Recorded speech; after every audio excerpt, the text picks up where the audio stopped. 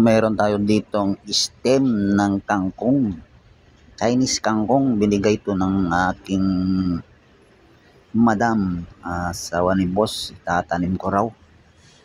Kinuha niya lang yung kanyang dahon, hinati. Dalawang bundle, pero ibinigay niya itong isa sa akin. Tatanim ko daw. Pero ibabad ko muna ito sa tubig. Mga ilang araw siguro para tumubo yung kanyang mga dahon. Saka ko itatanim sa lupa. Chinese kangkong ito, tinatanim sa lupa. Hindi katulad ng mga kinoculture dyan sa tubig, sa mga ilog na kangkong. Ito itinatanim. Bumili kasi kami dyan sa palengke, sa Balintawak. Nakakita siya ng ganitong kangkong kasi bihira din ito eh. So bumili siya ng mga 2 bundle. Yung isang bundle tatanim din daw niya. So ayan, nakababad na sa tubig. Siguro mga 5 araw ito, tutubo na yung mga dahon nito. Saka natin itatanim. Ito na yung binabad natin na kangkong, Chinese kangkong, yung binigay ni madam. Itanim ko raw, binabad ko naman ng 5 araw yan sa tubig yan, no? So musbong na yung mga dahon niya. Tatanim natin. Kasi pag pinabayaan lang natin dito sa tubig, baka mabulok ito. Hindi naman ito yung pangkaraniwang kangkong na kinoculture dyan sa tubig, sa ilog. Sana yung pangkalkal kong dito ano. Yan, meron tayong pagtataniman dito, oh. Naihanda ko na, itanim lang natin dito.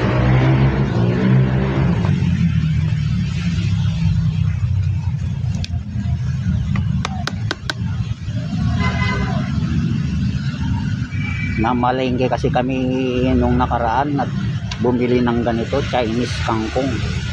Mahaba ng ano niya, oh. So kinuha lang niya yung dahon niya. Pati binigay sa akin itong stem niya, hadi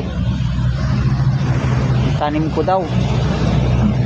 Binabad ko naman sa tubig. Ayan, lumago yung mga dahon niya, oh.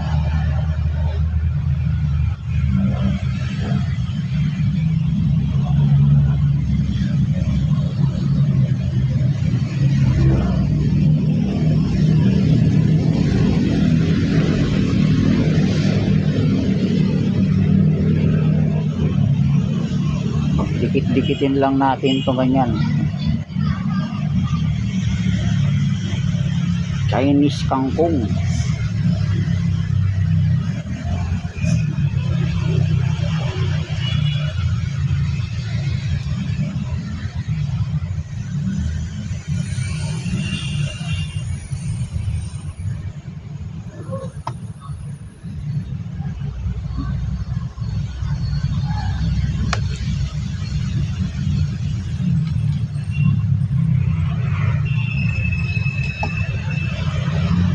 Haba na ito, ah. Kuha lang tayo na medyo malusog.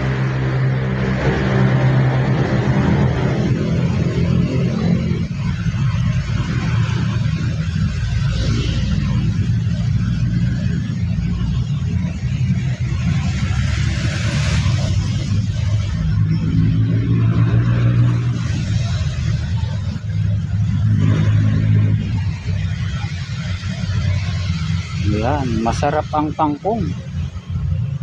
Masarap i-adobo. Ewan ko kung anong ginagawa ni na madam itong luto. Kung anong luto ba yung ginagawa nila dito sa kangkong. Mahilig sila rin sa kangkong, eh. Pero yung ganitong kangkong na Chinese kangkong, Hindi sila bumibili ng yung pangkaraniwang kangkong lang.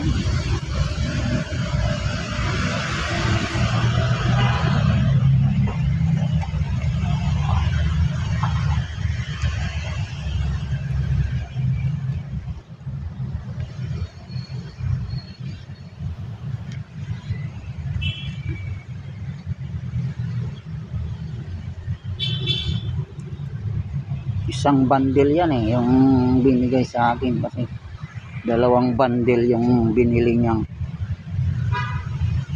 kangkong. Yung isang bundle itatanim din daw niya kasi mahilig din yung madam ko na yun ng magtanim-tanim. Kung anong mga halaman ang itinatanim ang papangit naman. Kung makita nyo yung bahay niya, naku, parang gubat.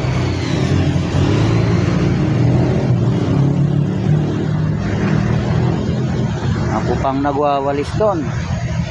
Meron nga akong in-upload na nagwawalis yata ko o live yata yon.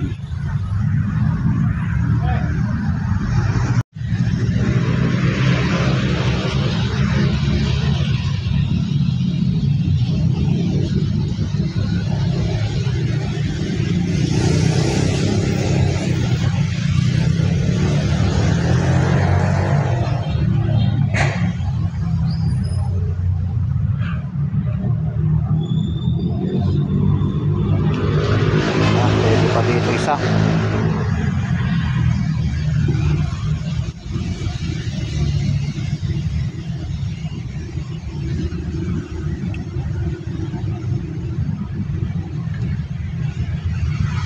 Tapos itong isa pa.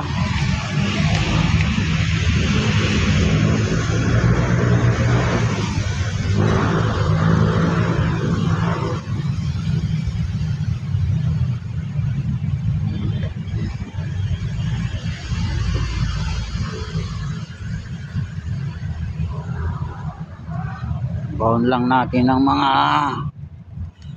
medyo malalim, mga 1.5 inches, 1.5 inch siguro.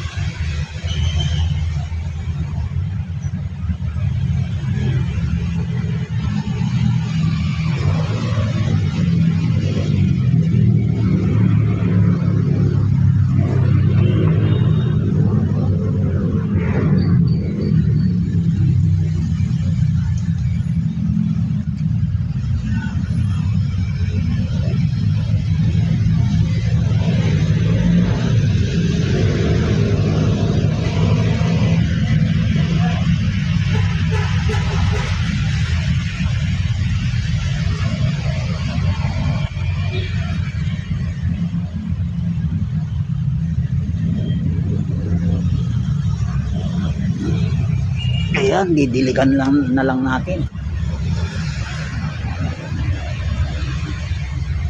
Diligan natin. Saan tayong ano ko pandilig?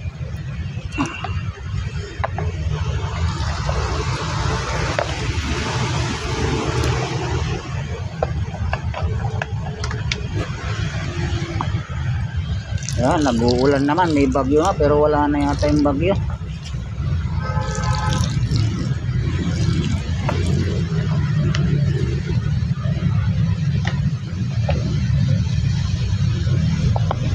Malikot ang aking kamay.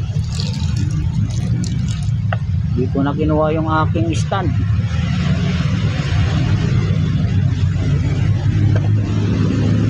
So ayan, sana lumago kayo para may ma-harvest. Ayan, marami pang hindi na itanim pero hayaan na lang natin dyan. Tingnan natin kung sino ba yung lalago, yung naitanim o yung nandito lang sa may tubig, nakababad lang sa tubig.